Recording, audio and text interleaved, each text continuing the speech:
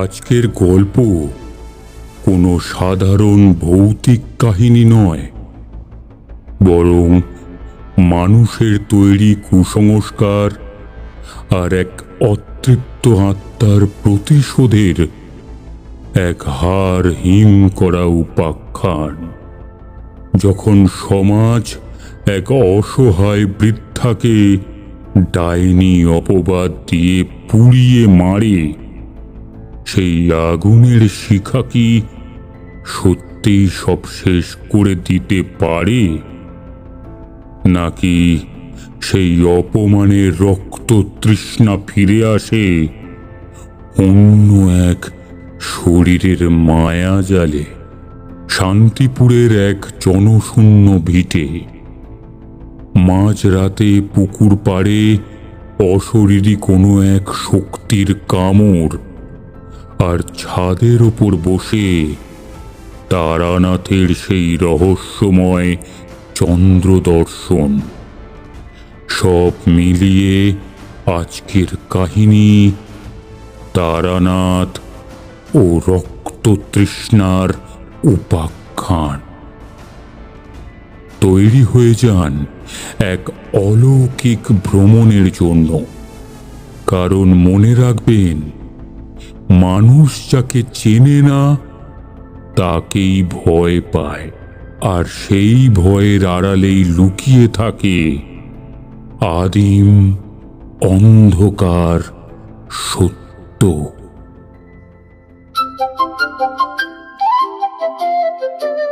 Bengali story station, আপনার অবসর সময়ের গল্পের সাথী। কিছু ভয়, কিছু রহস্য, কিছু নিছক মজা। আমরা আছি আপনাদের সাথে সর্বক্ষণ। Bengali story station, your story partner. Choose life, not smoking and drinking. তাহলে শুরু করা যাক।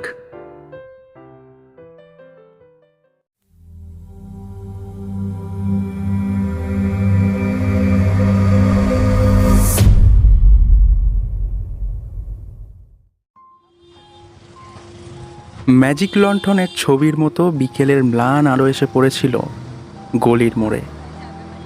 কলকাতার ঘিঞ্জি গলির ভেতরেও তখন এক অদ্ভুত মায়া। মটলেনের মুখে এসেই কিশোরী হঠাৎ থমকে দাঁড়ালো। ওর চোখে মুখে একটা অপ্রস্তুত ভাব।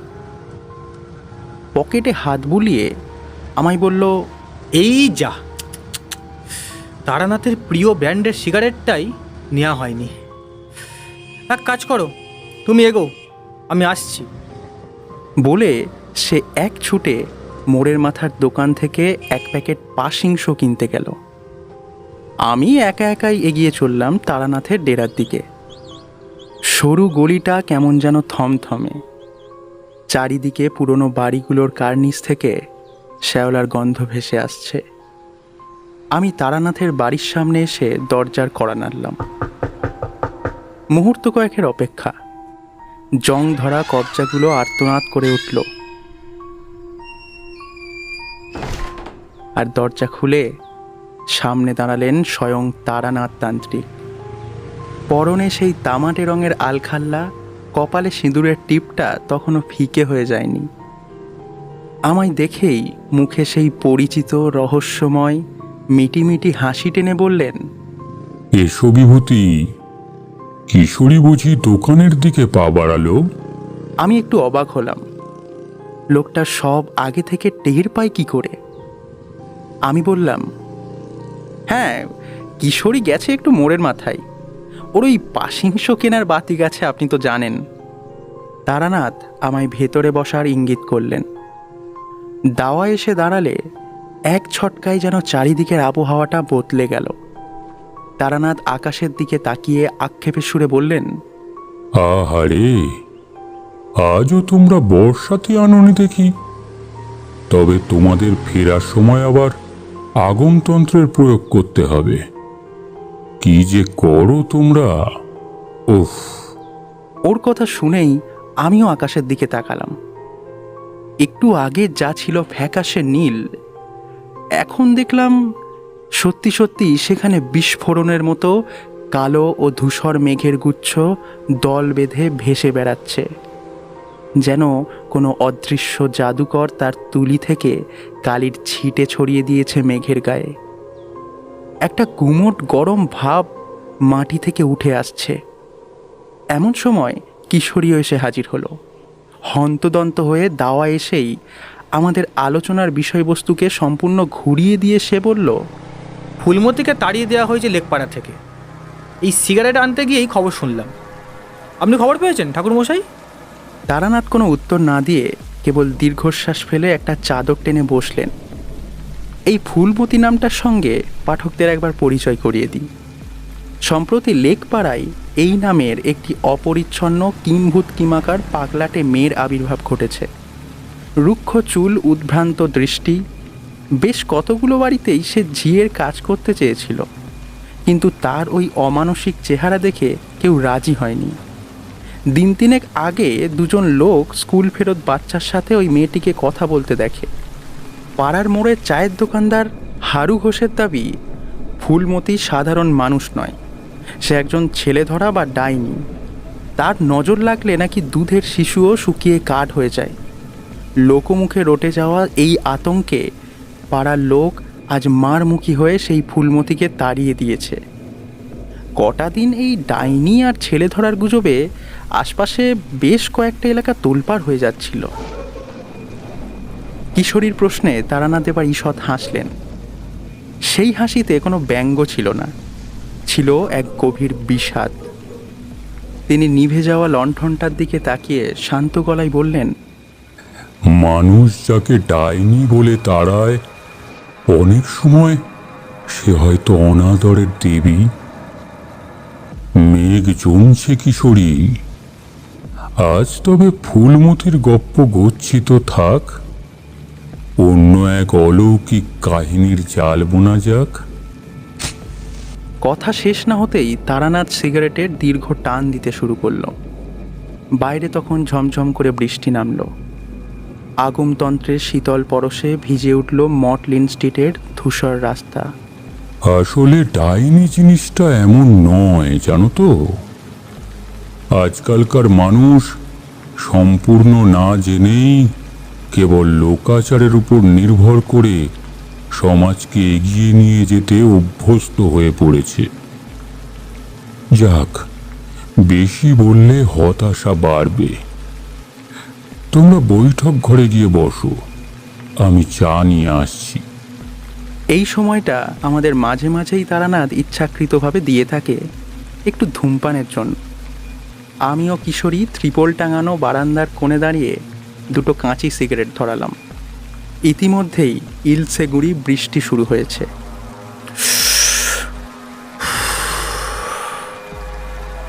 আচ্ছা, এই ডাইনি জিনিসটা কি?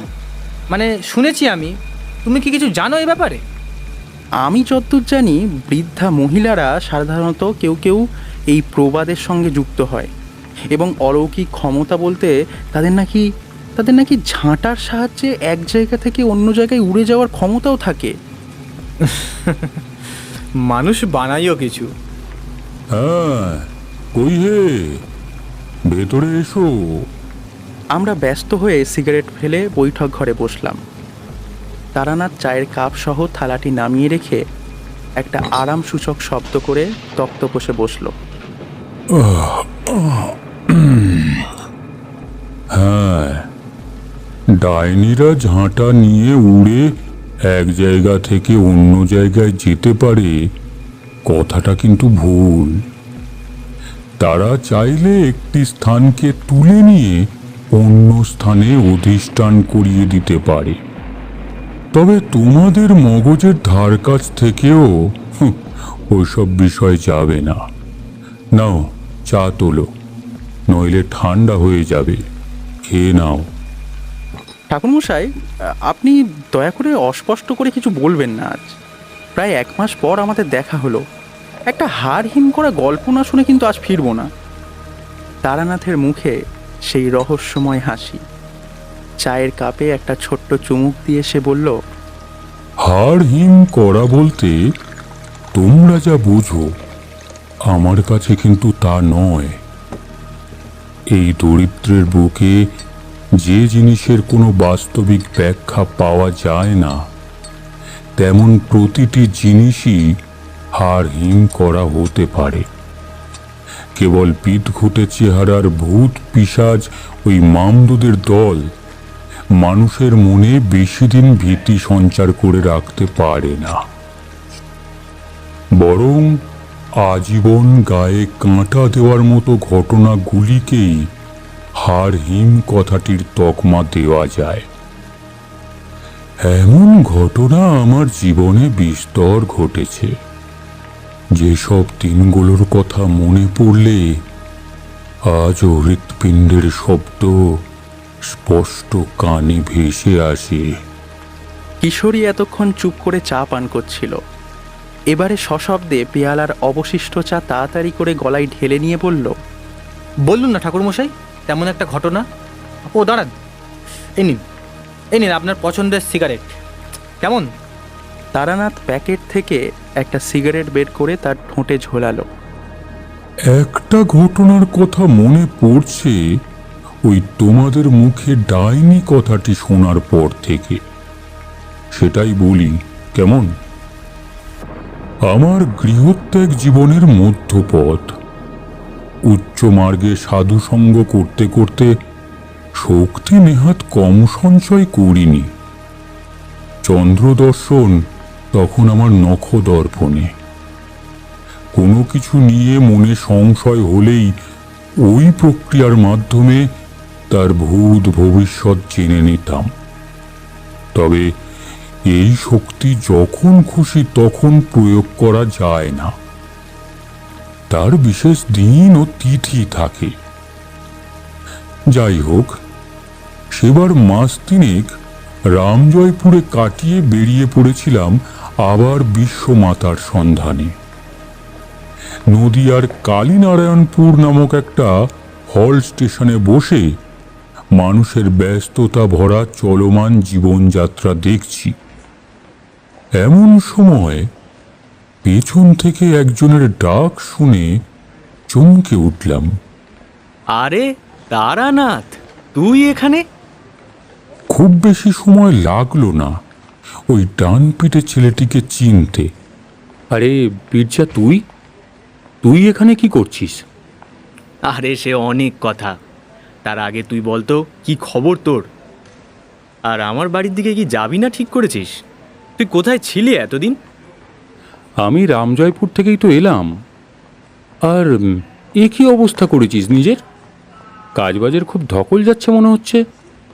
আমার প্রশ্ন শুনে বীরচার মুখটা কেমন শুকিয়ে গেল। আমি বেঞ্চের কোণার দিকে একটু সরে গিয়ে তাকে বসতে দিলাম। তোর কাছে আর লুকোবো না, তবে গায়ের লোক কেউ কিন্তু এই কথা জানে না, বুঝলি? আমার শ্বশুরবাড়ি শান্তিপুরে, তা তো তুই জানিস। আজ মাস 6 হলো আমার শালা বিয়ে করেছে, কিন্তু কি জানিস, মেয়েটা কেমন যেন উন্মাদ মতন হয়ে গেছে কয়েকদিন হলো। প্রথমত তার স্বামীকে সহ্যই করতে পারে না, তাছাড়া নিজের প্রতি না আছে কোনো খেয়াল, না আছে সংসারের প্রতি। কেমন যেন আপন ভোলা মানুষ হয়ে গেছে মেয়েটি। এখানে এসেছিলাম এক কবিরাজের কাছে। উনি এই বীরজা ওর জামার বুক পকেট থেকে একটা ছোট্ট শিকড়ের টুকরো বের করে আমার হাতে দিয়ে বলল, এই দেখ, এই শিকড়টা তাবিজে ভরে ধারণ করতে বললেন কবিরাজ মশাই। তবে আমার না মনে হচ্ছে না এতে কোনো কাজ হবে। কেন? আরে কারণ আমি তো নিজের চোখে দেখেছি মেয়েটাকে এতদিন, বুঝলি? এদিকে আমার স্ত্রীও অন্তঃসত্ত্বা, সেও ওখানেই আছে। তার তো সিঁড়ি দিয়ে ওঠানামা এখন বন্ধ। তাই রুনিকে, মানে আমার শালার বউকে খেতে দিতে 3 বেলা আমিই যাই। ওর স্বামীকে দেখলেই কেমন করে ওঠে যেন, হাতের কাছে পেলেই যেন মেরেই ফেলবে। আবার কোনো কোনো সময় সারা বাড়ি এক করে ফেলে চিৎকার করে, বলে আমরা নাকি তাকে জোর করে ধরে রেখেছি। কি মুশকিল বলতো? ছেলেটারও কাজবাজ বন্ধ হয়ে গেল। শালা ভালোবেসে বিয়ে করেছে বাপ মা মরা মেয়েটিকে, ছোট থেকে এক অনাথ আশ্রমে মানুষ হয় সে। বয়স এখনো খুব বেশি নয়, ওই 17 কি 18 হবে। শালা বলে ওই আশ্রমেরই একটা বুড়ির সাথে সে নাকি শেষ কয়েকটা বছর ছিল। তা বীরভূমে বাণিজ্য করতে গিয়ে মেয়েটির সাথে আমার শালার দেখা হয় এক নদীর পাড়ে নৌকা পার হওয়ার সময়। সেখান থেকেই একবারে বিয়ে করে বাড়িতে নিয়ে ফেরা। তা সেই বুড়িও এখন আর বেঁচে নেই। আচ্ছা, তাহলে তুই বল আমরা এখন কাকে খবর দেব? বীরচা থামল। পুরো কথাটা শোনার পর তাকে সমবেদনা প্রকাশ করা ছাড়া আর অন্য কিছুই তখন আমার মাথায় আসেনি। এমন সময় সে বলল, এই, তোর তো এখন বিশেষ কোনো কাজ নেই, একবার যাবি আমার সাথে? হয়তো তুই বুঝতে পারবি ব্যাপারটা। আমি? হ্যাঁ, তুই তো খুব সাধু সন্ন্যাসী করছিস এতগুলো বছর ধরে। এই, পারবি না আমার সংসারটাকে বাঁচাতে? শুনেছি ঈশ্বর তোদের মতো সাধক শ্রেণীর মানুষের ডাকে দ্রুত সাড়া দেয়। দয়া করে আর না করিস না ভাই। ওঝা বদ্যি এসব করতে করতে আমি একেবারে ক্লান্ত হয়ে গেছি। একই সাথে আমার স্ত্রীটাও গর্ভবতী। অন্তত এই বন্ধুর দিকটা একবার বোঝ ভাই। আর জানিসই তো এসব কথা সমাজে আলোচনা করলে কত দূর যাবে। এরপর আর না করা যায় না। হাজার হোক বীরচাভূষণ আমার বাল্যকালের বন্ধু। ওর সাথে চৌধুরীদের পুকুর থেকে কম চুরি করে মাছ ধরেছি। এতদিনের একটা ইচ্ছে ছিল কোনো এক গভীর জঙ্গলে বা প্রশান্ত শ্মশানে গিয়ে এক মনে সাধনা করব, কিন্তু এই যাত্রায় সেটা আর হলো না। তবে আগে কি জানতাম এই কালীনারায়ণপুর স্টেশন, বীরচার সাথে দেখা হওয়া সবই অন্য একজনের ইচ্ছে ছিল। তারানাথের এই কথাটি যেন গরম তেলে জল পড়ার মতো ফুটলো আমাদের কানে। মানে অন্য একজনের ইচ্ছে বলতে? এখনই বললে তোমাদের বুঝতে অসুবিধে হবে। আগে পুরো গল্পটা মন দিয়ে শোনো। শান্তিপুরগামী ট্রেন ধরে যখন স্টেশনে নামলাম তখন সূর্য মাথার উপর থাকার কথা, কিন্তু সময়টা শ্রাবণের মাঝামাঝি। রোদ আর মেঘের ছায়ার খেলা সারা দিন চলতে থাকে। সে মুহূর্তে মেঘের প্রাধান্যটাই বেশি ছিল। স্টেশনের ছাউনির থেকে নেমে ইট পাথর মিশ্রিত রাস্তা ধরে হাঁটছি বীরচার শ্বশুর বাড়ির উদ্দেশ্যে। চারপাশে চাষের জমি থেকে শুরু করে পুকুর, খাল, বিল সব জলে থই থই করছে। কাজেই বুক চিতিয়ে ওঠা রাস্তাটিকে দেখলে মনে হচ্ছে যেন অথই তরঙ্গিনীর বুকের ওপর থেকে কোনো ঐশ্বরিক মন্ত্র বলে একটা লালচে সুতো কেউ ভাসিয়ে দিয়েছে। বিরচা, এদিকে বেশ ভালোই বৃষ্টি হয়েছে দেখছি। এর মধ্যে বাড়ি ঘরদোর সব ঠিক আছে তো? হ্যাঁ, শ্বশুরমশাই ওই একটাই ভালো কাজ করে গিয়েছেন তার আমলে, বুঝলি? একটা পেল্লাই দোতলা বাড়ি বানিয়ে রেখেছিলেন। লটারিতে এককালীন টাকা পেয়ে অনেক কাজ করে গেছেন বলতে এখন আর দ্বিধা নেই। আজ তো প্রায় বছরখানেক হতে চললো ওনার গঙ্গা প্রাপ্তি হয়েছে। তাই নাকি? অবশ্য আমার কি দিন কি রাত, কি মাস কি বছর, কিছুই ঠাউর থাকে না। এর মধ্যে যে কতবার মনে হয়েছে এই তো কদিন আগে বীরজার বিয়েতে হই হই করে আনন্দ করে গেলাম। এই, ওইটা কি? বীরচার কথায় চমকে উঠে ওর দৃষ্টি অনুসরণ করলাম। দেখলাম দূরে একজন ঘোর কৃষ্ণবর্ণের লোক হাতে একটা পাচন বাড়ি নিয়ে কয়েকটা শুয়োরের ছানাকে তাড়িয়ে নিয়ে যাচ্ছে গন্তব্যহীন ভাবে। কারণ যেদিকে উনি যাচ্ছেন তার দূর দূরান্ত পর্যন্ত কেবল উন্মুক্ত জলাভূমি ছাড়া আর কিছুই দেখা যাচ্ছে না। আমি কিন্তু চিনতে পেরেছি লোকটাকে।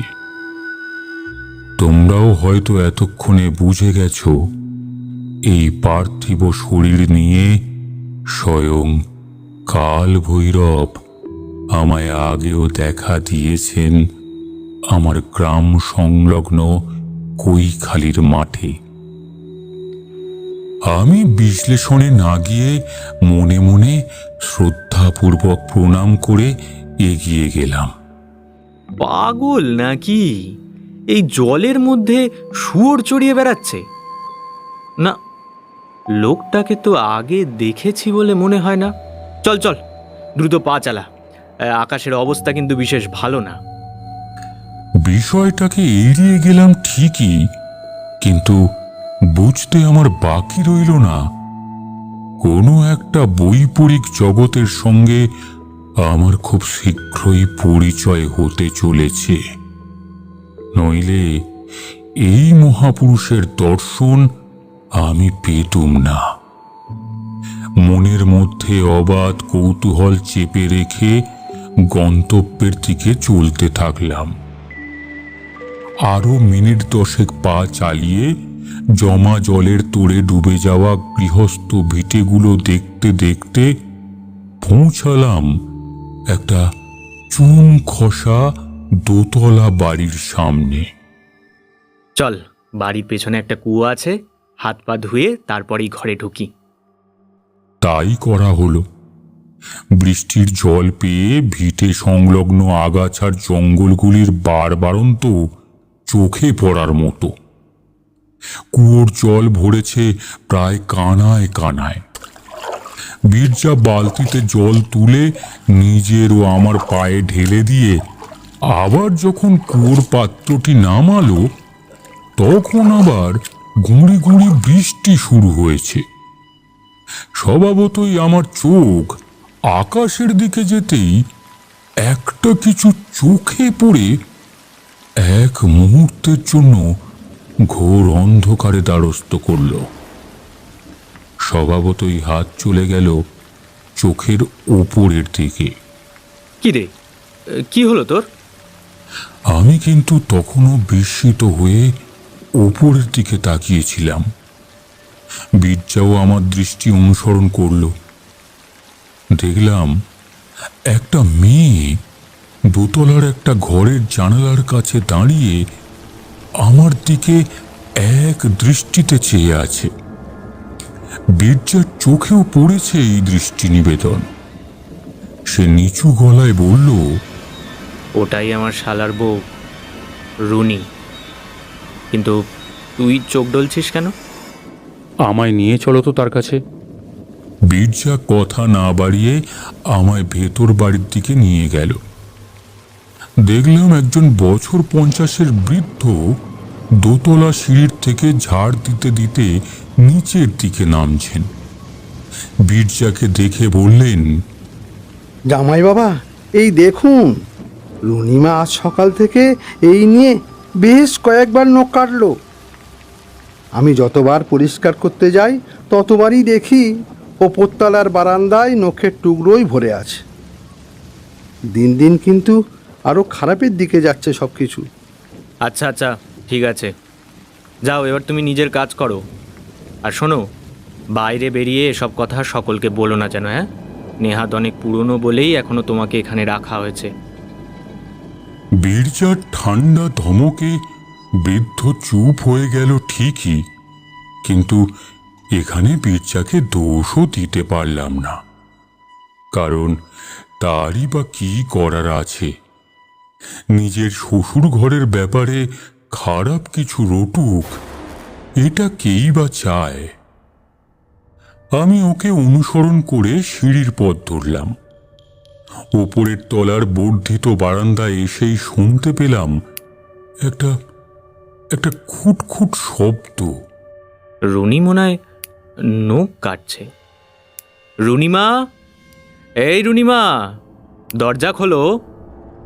রুনি খানিক অপ্রত্যাশিতভাবেই এক হ্যাঁচকা টানে দরজাটা খুলে দিল। কি ব্যাপার, তুমি সকালবেলাতে নখ কাটছো কেন? নখ পরিষ্কার থাকে না, ভেতরে রক্ত জমে জমে কেমন কালো হয়ে যায়, তাই কেটে ফেলছি। কিসের রক্ত? জানি না কিসের। আচ্ছা আচ্ছা, ঠিক আছে, তুমি ভেতরে গিয়ে বসো। এখন আমার এই বন্ধুটি এখন তোমার সাথে কিছু কথা বলবে। বাধ্য মেয়ের মতো সে ঘরের মধ্যে ঢুকে বিছানার এক কোণে বসে পড়ল। আমরা ঘরের ভেতরে প্রবেশ করলাম। পায়ের তলায় রীতিমতো শক্ত শক্ত নখের টুকরো বাঁধছে, তা বেশ অনুভব করছি। আমি তার পাশে বসে প্রথমে তাকে পুঙ্খানুপুঙ্খ পর্যবেক্ষণ করে নিলাম। হাতের ও পায়ের আঙুলের মুখগুলো রক্ত ভেজা হয়ে গেছে। তোমার কি কিছু হয়েছে মা? বা তুমি কি কোনো অসুস্থতা বোধ করছো? মেয়েটি বেশ কিছুক্ষণ চুপ করে থাকার পর শান্ত গলায় উত্তর দিল, আমার কিছু হয়নি, তবে দুজনের হবে। কার কি হবে? হবে বিশু ঘোষ আর রমেন রক্ষিত আমার হাত থেকে পার পাবে না। প্রত্যেকে এর জবাব পাবে, এই বলে রাখলুম। এই কথা শুনে আমি সন্দিগ্ধ দৃষ্টিতে বীরজার দিকে চেয়ে দেখি তার অবস্থাও ঠিক আমারই মতো। এদিকে মেয়েটিকে যে আরো কোনো প্রশ্ন করতে যাব সে সাহসও হলো না। তার মুখের অভিব্যক্তি দেখলে সেখানে বসে থাকাও দুষ্কর বলে মনে হয়। আমি বীরজাকে চোখের ইশারায় ঘরের বাইরে যেতে বলে নিজে অনেকক্ষণ রুনির কপালের দিকে চেয়ে তার গতিবিধি বোঝার চেষ্টা করলাম, কিন্তু তা এতটাই এলোমেলো যে সঠিকভাবে তার গতিবিধি নির্ণয় করার কোনো উপায় নেই। কেবল এইটুকুই বুঝলাম তার দেহ লক্ষণ দেখে যে সে কোনো স্বাভাবিক মানব সন্তান নয়। কিছু একটা তার মধ্যে বর্তমান, যা সরল মানব প্রকৃতি থেকে তাকে পৃথক করে। আমি ঘর থেকে বেরিয়ে আসার কয়েক মুহূর্ত পরেই আবার সজোরে ঘরের দরজা বন্ধ হয়ে গেল। কেন জানি না আমার তখনই মনে হয়েছিল সে বিছানা থেকে উঠে এসে এই কাজ করেনি।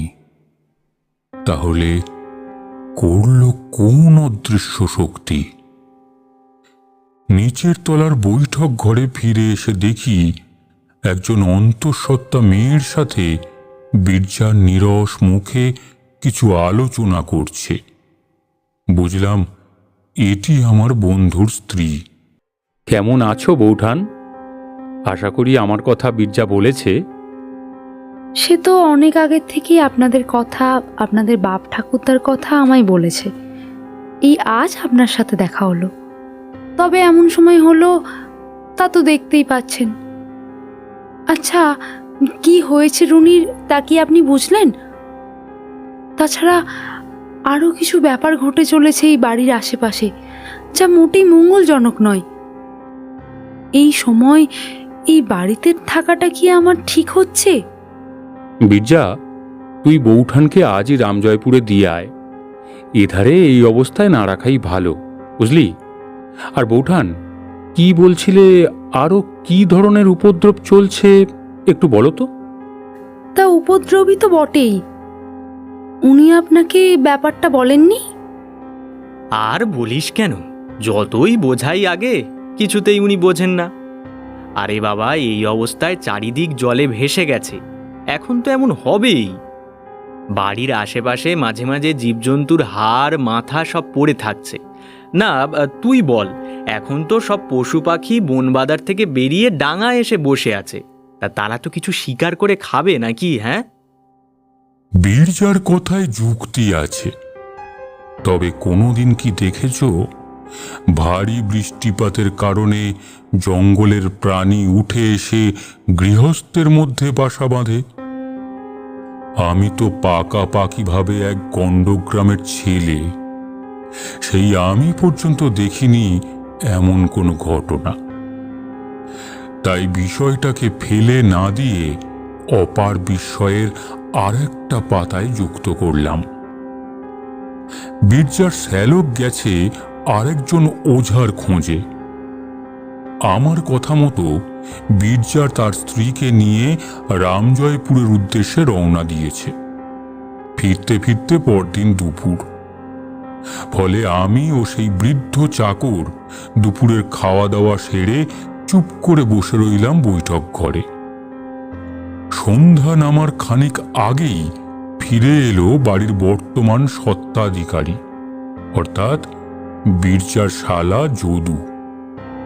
ছেলেটির মুখ দেখে মনে আমার ভারী কষ্ট হলো।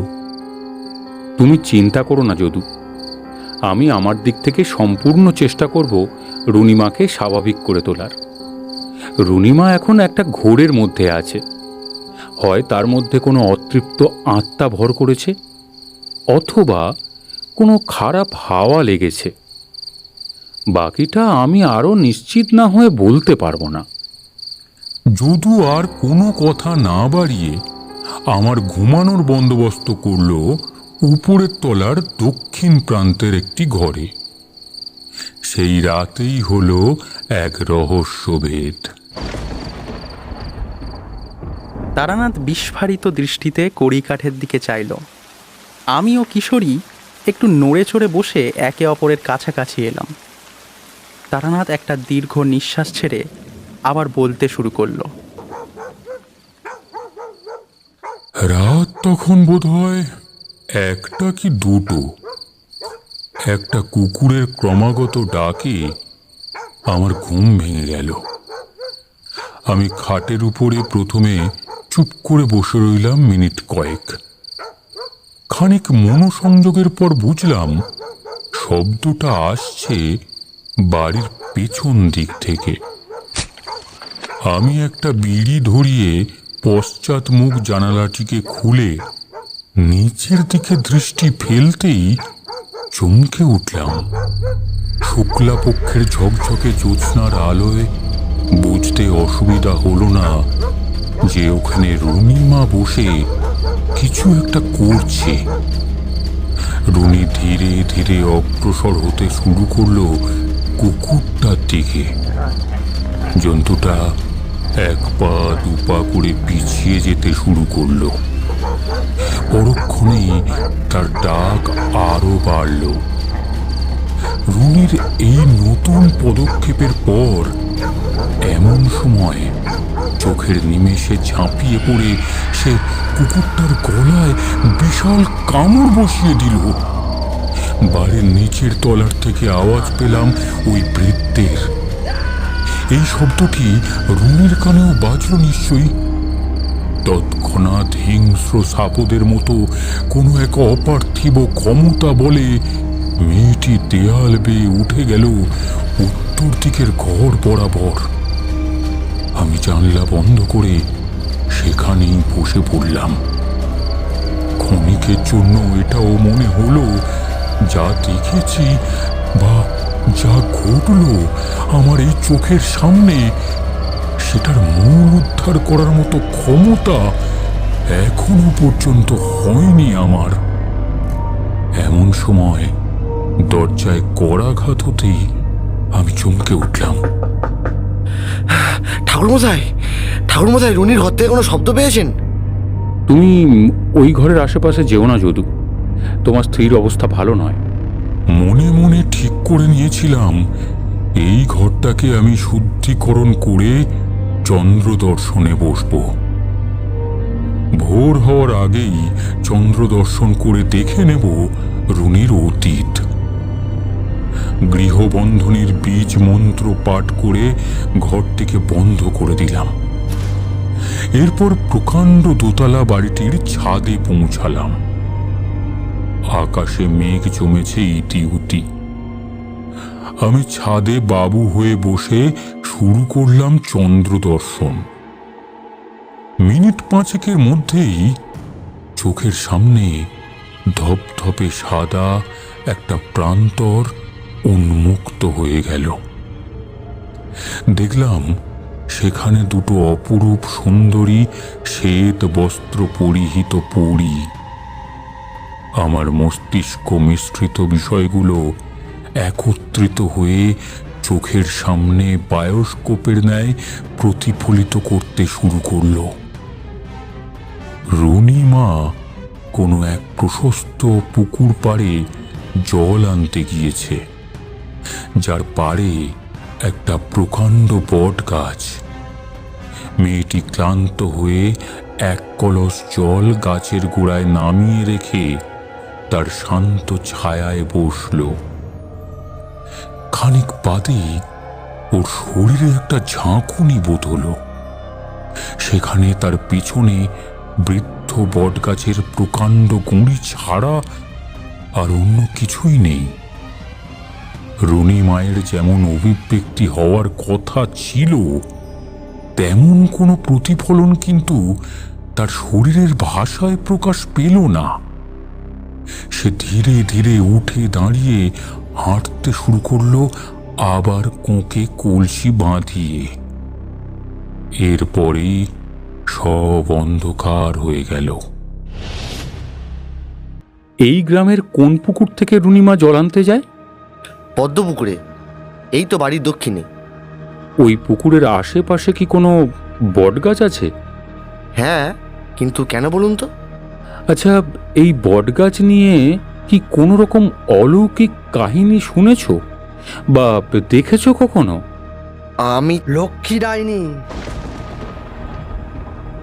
লক্ষ্য করলাম সুকুমার কাকার চোখ বিস্ফারিত।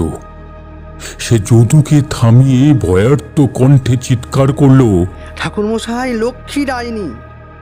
অনেক বছর আগের কথা। লক্ষ্মী নামের একটি বুড়ি এই বটগাছের তলায় ছোট কুঁড়ে করে থাকত। মাঝে মাঝে গ্রামে ভিক্ষে করতে বেরোতো। সে সময় আশেপাশের গ্রামে 5 বছরের কম বয়সী শিশুদের হঠাৎ কালান্তর রোগ হতে শুরু করলো।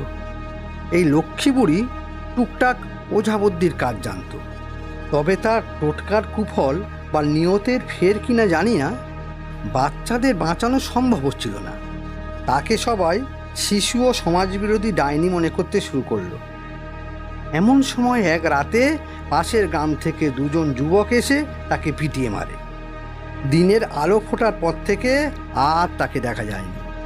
দুজনের নাম কি বিশু ঘোষ আর রমেন রক্ষিত? আপনি জানলেন কি করে? আমি মনে মনে ঠিক করে নিলাম যে তখন আমায় কি করতে হবে।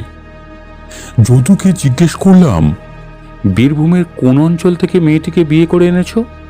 ওর মুখেই গল্প শোনা। অনেক ছোট বয়সে কালাজ্বরে মা বাবা হারিয়ে অনাথ মানুষ হয়েছে গির্জাপুরের এক অনাথ আশ্রমে। জানেন ঠাকুরমশাই, আমি ওকে বিয়ে করে নিয়ে এসেছি সেদিন নৌকায় ওঠার সময় এক পাগলি বুড়ি আমায় বারণ করছিল। তখন রুনি বলেছিল বুড়িটা একেবারে পাগল হয়ে গেছে, আপনি এসে আমায় বাঁচালেন। আমার কিন্তু ততক্ষণে মনে পড়ে গেছে বীরভূম শ্মশানের মাতঙ্গিনী অর্থাৎ মাতু পাগলির কথা। বললাম, যে নদীর খেয়া তুমি পার হচ্ছিলে তার নিকটবর্তী কোনো শ্মশান ছিল? শ্মশান? হ্যাঁ, শ্মশান তো ছিলই। আমি রুনির যে বুড়ির কথা বলছি সে কিন্তু ওই শ্মশানেই একটা কুটির করে থাকতো। তার নাম কি জানো? নাম তো জানি না, আর রুনির কাছে জানতে চেয়েছি বেশ কয়েকবার, কিন্তু সে বলেনি। আমার সেই বিহবল অবস্থায় মাথায় কেবল একটা জিনিস বিদ্যুতের গতির মতো খেলে গেল, যে আমাকে যেভাবেই হোক মাতু পাগলি শরণাপন্ন হতেই হবে। একমাত্র সেই পারে আমাকে সঠিক পথ দেখাতে। তাই বললাম, এই বাড়ির থেকে শ্মশান কত দূর? এই তো বাড়ির পিছনের জঙ্গলটার উপরে 3টে তালগাছ দেখা যায়, ওর গোড়াতেই শ্মশান। কেন বলুন তো? আমার একটু কাজ আছে, তোমরা বাড়িতেই থাকো। আর হ্যাঁ শোনো, আজকের দিন গেলেই কাল অমাবস্যা। কাল রাতে এক মারণ দুর্ঘটনা ঘটবে। মনে রেখো, যে ক্ষুধার্ত আত্মা রুনি মায়ের শরীরে প্রবেশ করেছে প্রতিশোধ নেওয়ার নিমিত্তে, তার থেকেও অনেক বেশি ভয়ঙ্কর শক্তির অধিকারী রুনিমা নিজেই। সে ডাকিনী সিদ্ধ এক সাধিকা, এবং এই জাতীয় সাধিকারা এমন মায়াজাল দেখাতে পারে যা খালি চোখে দেখলে ধরা সম্ভব না। সে কারণেই আমি বুঝতে পারিনি যদুকে বিয়ে করাটা একটা উপলক্ষ মাত্র। তার একটা সূত্র প্রয়োজন ছিল লোকালয়ে এসে বসবাসের, তাই সে যদুকে মাধ্যম হিসেবে ব্যবহার করেছে। যদিও সম্পূর্ণ ব্যাপারটা নিশ্চিত হতেই আমি যাচ্ছি, তবে যদু, এটাই যদি হয় তবে তোমার এই তিক্ত বাস্তবটাকে মেনে নিতেই হবে। আমি নিজে এই ধরনের সাধিকার মায়াজালে জড়িয়েছিলাম ওই বীরভূমের এক মায়াবী শ্মশানে। আমি না ফেরা পর্যন্ত তোমরা বাড়ি ছেড়ে কোথাও যেও না। এতটুকু বুঝিয়ে আমি বেরিয়ে পড়লাম শ্মশানের উদ্দেশ্যে। আগাছা আর জঙ্গল পেরিয়ে 3টে তালগাছের গোড়ায় পৌঁছে দেখলাম কাদা গোলা অথই জলের উপরে পোড়া কাঠ ভেসে আছে। জলের উপরে পোড়া কাঠ ভেসে উঠে ইতস্তত গাছের কাণ্ডে ও আগাছায় আটকে আছে। অপেক্ষাকৃত যে ফাঁকা জায়গাটিতে এই পরিবেশের ব্যাপ্তি, সেটাই বোধহয় এই অঞ্চলের শ্মশান, তা অনুমান করে নিলাম।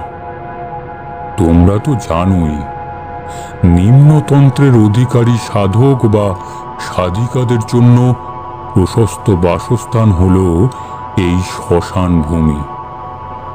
আমাদের মতো পথচারী সন্ন্যাসী বা তান্ত্রিকদের কিন্তু শ্মশান কেন্দ্রিক জীবনযাপন করার প্রয়োজন ছিল না।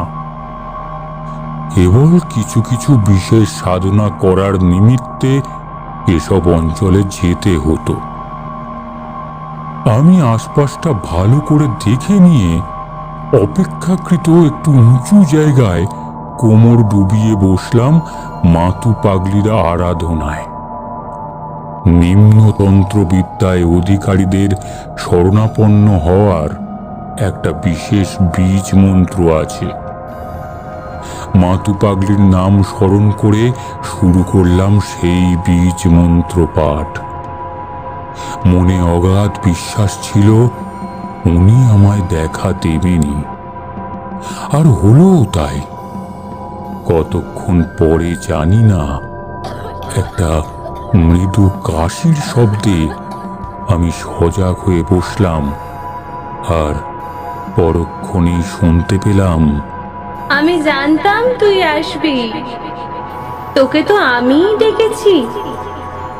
শোন, ওই রুনি আমার কাছে ছিল কয়েক বছর। ওর শরীরে তন্ত্র শিক্ষার জ্যোতি দেখেছিলাম। সে ডাকিনী তন্ত্রে সম্পূর্ণভাবে সিদ্ধিলাভ করেনি ঠিকই, তবে বেশ কিছু শক্তি সে অর্জন করেছে আমার দ্বারা। তুইও তো ছিলি কদিন আমার কাছে, তবে তুই সেই তারানাথই রইল। নিম্নতন্ত্র অতীব ভয়ঙ্কর। এতে কাম আর ক্রোধের উপরে অসংযম শেখানো হয়। বৈষয়িকতার কোনো স্থান এখানে নেই, কিন্তু সে এই চতুর রূপ ও অর্থের প্রাচুর্যের লোভ সামলাতে না পেরেই বিয়ে করেছে। আমি জানতাম বিয়ের কিছু মাস পরের থেকেই তার ঋণাত্মক শক্তি তার ভেতরকার ডাইনিকে ধীরে ধীরে জাগিয়ে তুলবে, আর হয়েছেও তাই। আর তার মধ্যেকার আত্মা লক্ষ্মী, সে এক নিরীহ বৃদ্ধা ছিল রে তারানাথ। তাকে তুই প্রতিশোধ নিতে আত্মাস না। তবে মা, রুনিমা যদি খুন করতে অগ্রসর হয় ওই বিশু আর রমেন রক্ষিতকে, তবে তো সবাই তাকে খুনি ভাববে, কারণ সেই বৃদ্ধার আত্মাকে তো কেউ দেখতে পাবে না। আমি সব ভেবেই কথা বলি তারানাথ। লক্ষ্মী রুনির উপর ভর করেছে সে ডাইনি বলে, অন্য কোনো কারণে নয়। তবে সে আগেই অন্য মানুষের ভিতরে সঞ্চার হয়ে প্রতিশোধ নিতে পারত। আর শোন, ডাইনিকে বশে রাখার জন্য প্রয়োজন টাটকা আত্মা আর জানোয়ারের রক্ত। সেটার যোগান ওই বৃদ্ধাই দিয়ে এসেছে এতদিন ধরে। তোর বন্ধুর স্ত্রীর পেটের সন্তান আর বেঁচে নেই, মৃত সন্তান গর্ভে বয়ে বেড়াচ্ছে সে। লক্ষ্মী সেই কচি জীবনটাকে হত্যা করে শিশুটার আত্মাকে বলি দিয়েছে রুনির পায়ে। নিজের বন্ধুর সন্তানের ব্যাপারে এমন এক হৃদয় বিদেহী কথা জানতে পেরে আমার মূর্ছা যাওয়ার অবস্থা। কাঁপা কাঁপা গলায় বললাম, মা তাহলে উপায় কি বলে দিন। ওই চটকা গাছের গোড়ায় দেখবি একটা মেয়ের মৃতদেহ আটকে আছে।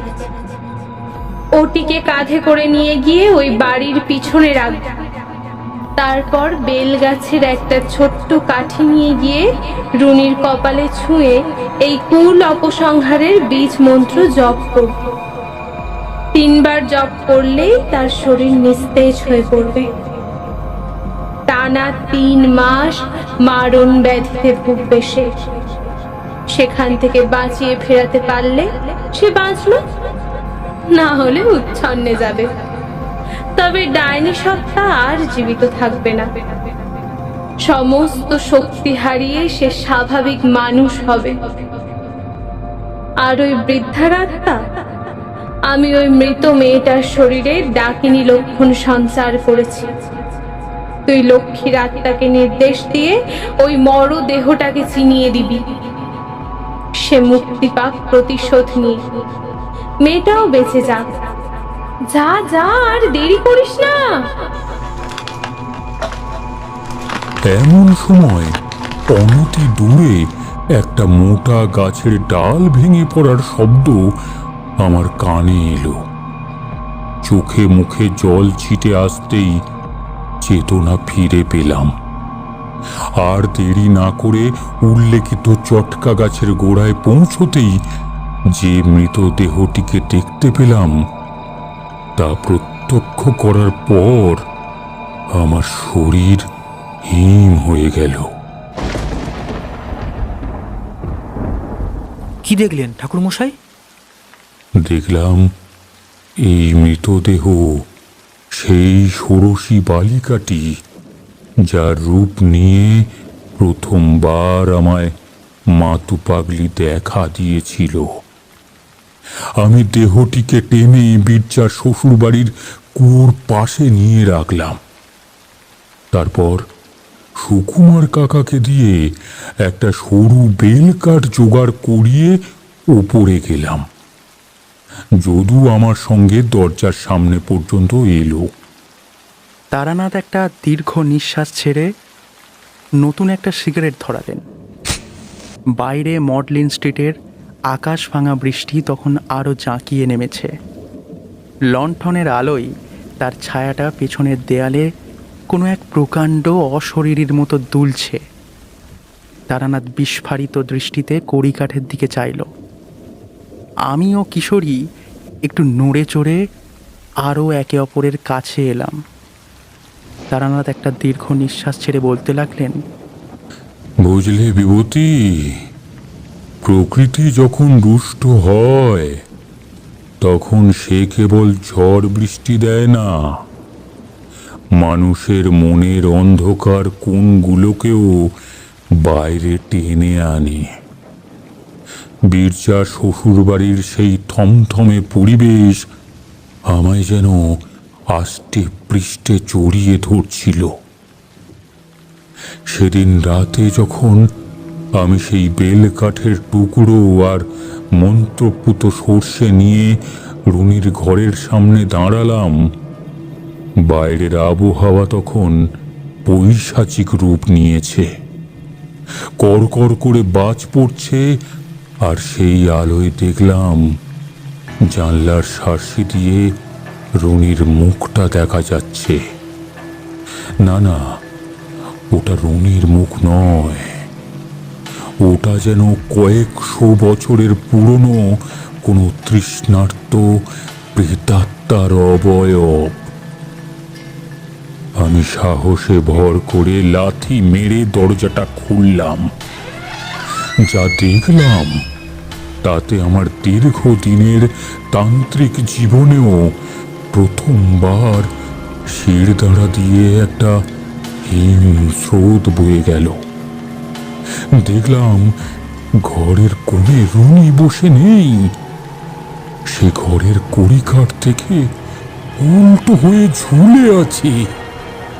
ওর চুলগুলো মেঝে স্পর্শ করছে, আর চোখ দুটো আগুনের গোলার মতো জ্বলছে। মেঝেতে ছড়িয়ে আছে অজস্র ধারালো নখ আর পশুর হাড়ের টুকরো। আমি চিৎকার করে উঠলাম, এ তুই, কে তুই? এই বালিকার শরীর ছেড়ে এক্ষুনি বেরিয়ে আয়। সেই অতি প্রাকৃত সত্তা খিলখিল করে হেসে উঠল। সে হাসি মানুষের নয়, যেন কোনো অরণ্যাচারী সাপদের ডাক। সে ভাঙা ভাঙা গলায় বলল, তারানাথ, তুই মাঝপথে বাধা দিতে এসেছিস? বিশু ঘোষ আর রমেন রক্ষিতকে আমি শেষ করবই।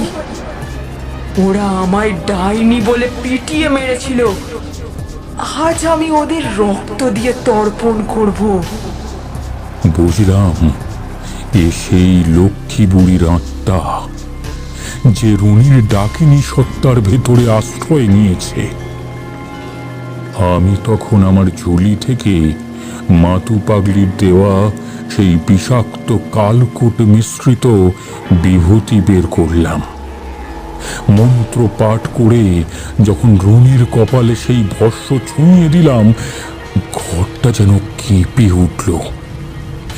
এক নিমেষে রুনির শরীরটা কড়িকাঠ থেকে ধপাস করে নিচে পড়ে গেল। কিন্তু কাহিনী এখানে শেষ নয়। বাইরে তখন পদ্মপুকুরের দিক থেকে এক বিরাট চিৎকার ভেসে আসছে। আমি জানলা দিয়ে তাকালাম, দেখলাম সেই বট বৃক্ষের নিচে থেকে কালো ধোঁয়ার মতো একটা অবয়ব কুণ্ডলি পাকিয়ে উঠে আসছে। আর সেই ধোঁয়ার মধ্যে দিয়ে দেখা যাচ্ছে বিশু ঘোষ আর রমেন রক্ষিতের মুখ। ওরা যেন বাতাসে ভাসছে। ওদের হাত পাগুলো কোনো অদৃশ্য শক্তি দুমড়ে মুচড়ে দিচ্ছে। আমি বুঝলাম সেই মৃতদেহটি, যা আমি কুয়োর পাড়ে রেখেছিলাম, সেটি এখন জাগ্রত হয়েছে। সেটি লক্ষ্মী বুড়ির আক্রোশ শুষে নিয়ে এক ভয়ঙ্কর কাল ভৈরবী মূর্তিতে পরিণত হয়েছে। সেই মৃত ষোড়শীর দেহ থেকে নির্গত হচ্ছে এক নীলচে আভা। আমি দ্রুত নিচে নেমে এলাম। কুয়োর পাড়ে গিয়ে দেখি সেই মৃতদেহটি এখন উঠে দাঁড়িয়েছে। তার চোখের কোটর থেকে রক্ত ঝরছে, কিন্তু মুখে এক তৃপ্তির হাসি। আমি সেই বীভৎস দৃশ্যের সামনে দাঁড়িয়ে একলব্য সংহারের অন্তিম মন্ত্র পাঠ করতে শুরু করলাম। রুনির ঘরের উপর তলায় তখন আগুন জ্বলছে, অলৌকিক নীল আগুন। সেই আগুনে পুড়ে ছারখার হয়ে যাচ্ছিল কয়েক প্রজন্মের অনাদর আর ঘৃণা। হঠাৎ হঠাৎ একটা দমকা হাওয়ায় কুয়োর পাড়ের সেই মৃতদেহটি ধুলোর মতো মিলিয়ে গেল। সব শান্ত হয়ে এলো মুহূর্তের মধ্যে। বৃষ্টি থেমে গেল, কিন্তু সেই গুমোট ভাবটা কাটল না। পরদিন সকালে খবর এলো, গ্রামের প্রান্তে বিশু ঘোষ আর রমেন রক্ষিতকে পাওয়া গেছে। ওদের শরীরে কোনো আঘাতের চিহ্ন নেই, কিন্তু ওদের মুখগুলো আতঙ্কে এমন নীল হয়ে আছে যে চেনা যাচ্ছে না। লোকে বলছিল হৃদরোগে আক্রান্ত হয়েছে, কিন্তু আমি জানতাম ওটা ছিল ডাইনি দণ্ড। গল্প শেষ করে তারানাথ চুপ করলেন। বাইরে বৃষ্টির শব্দ যেন স্থিমিত হয়ে এসেছে। কিশোরী ওর চায়ের কাপটা নামিয়ে রেখে একটা লম্বা শ্বাস ফেলল। ওর চোখে তখন সেই কুয়াশাচ্ছন্ন শান্তিপুরের ছবি ভাসছে। আমি জানলার বাইরে তাকালাম। মডলিন স্ট্রিটের গলির ম্লান আলোয় মনে হলো রাস্তার কোণে একটা ছায়া যেন দ্রুত সরে গেল।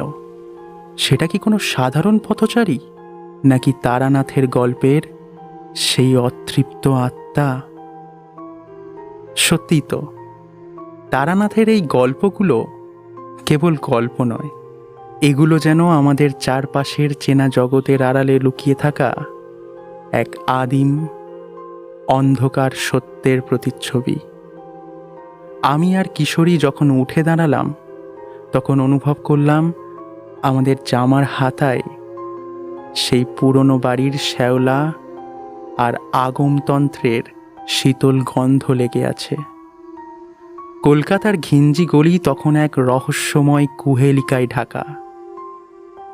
আমরা সিঁড়ি দিয়ে নিচে নামতে নামতে শুনলাম তারানাথ আপন মনে বিড়বিড় করছেন, মানুষ যাকে চেনে না তাকেই ভয় পায়, আর যাকে ভয় পায় তাকেই পুড়িয়ে মারতে চায়। কিন্তু আগুন কি সব শেষ করতে পারে বিভূতি? আমি আর কোনো উত্তর দিতে পারলাম না। কেবল মনে হলো মানুষের মনের ভেতরেই বোধহয় আসল ডাইনিরা বাস করে, যারা সুযোগ পেলেই কুসংস্কারের নখ উঁচিয়ে ঝাঁপিয়ে পড়ে।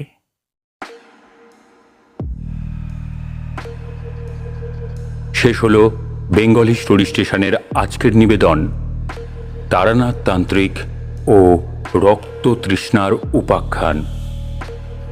আপনারা এই গল্পে যাদের কণ্ঠ শুনলেন তারা হলো অর্পণ দত্ত, শান্তনু দত্ত, গণেশচন্দ্র লাহা, তন্ময় দাস, শুভম নন্দী, দিশা নন্দী, স্নেহা লাহা, দীপিকা দাস ও সৌভিক পাইন। গল্পটি কেমন লাগলো আমাদের জানাতে ভুলবেন না। এরকম আরও রোমাঞ্চকর গল্প শুনতে আজই সাবস্ক্রাইব করুন Bengali story station. Bengali story station, your story partner. ধন্যবাদ।